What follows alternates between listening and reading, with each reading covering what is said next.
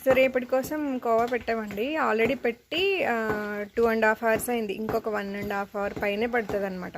10 లీటర్స్కి మినిమంలో minimum 3 hours 3.5 hours పడుతుంది. చాలా సిమ్లో కొంచెం చిన్న మంట మీదే చేయాలన్నమాట. ఇట్లా ఇందులో చాలామంది అడుగుతారు మీరు ఏమేస్తారు షుగర్ అట్లా అని. పటికి బెల్లం వేస్తామండి.